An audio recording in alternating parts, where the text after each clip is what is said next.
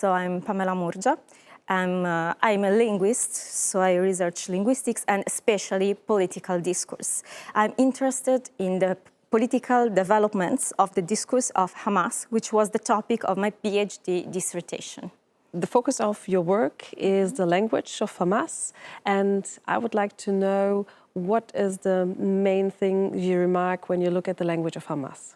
It has changed a lot, meaning that the part concerning Islam, actually, the inheritance of political Islam they took from the Muslim Brotherhood decreases with time until it disappears, actually. So the new Hamas, the Hamas who is in government, who is governing the Gaza Strip, and who is now used to being an institution, has institutionalized their own discourse with new meanings and interpretations. What is so remarkable of the language of Hamas?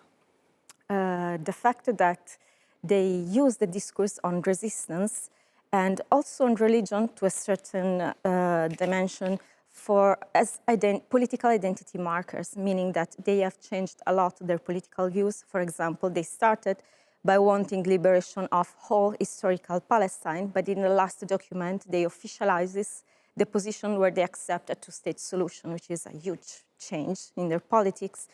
But they still talk as a resistant movement, and sometimes they insert religious lexicon as a way to say it's still us. We haven't really changed. That's what I found interesting.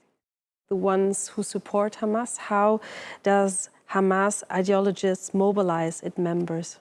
Two things. First, of course, the discourse of resistance. So whenever maybe the Palestinian population was disillusioned, disappointed with the choices of their political leadership, they saw in Hamas someone who was still carrying out the resistance discourse. It is also true that Hamas, as an Islamic group, had been organizing in the territory with charities, with services for poor people. So they had a grassroots consensus before the elections of 2005. We have the impression that Hamas is a very well-known organization. What is your impression? The contrary. Actually, for example, earlier in the session, I showed the face of Ismail Haniyeh, who is actually the head of the Hamas movement. Who knows Ismail Haniyeh? I mean, or Khaled Mashal, who was the former head of the movement, but we all very well know Mahmoud Abbas, for example.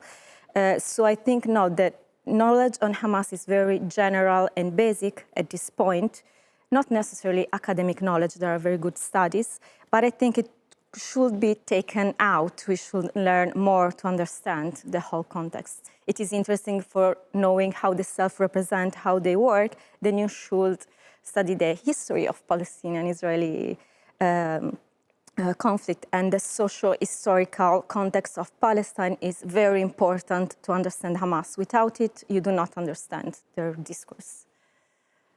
Thank you very much. Thank you.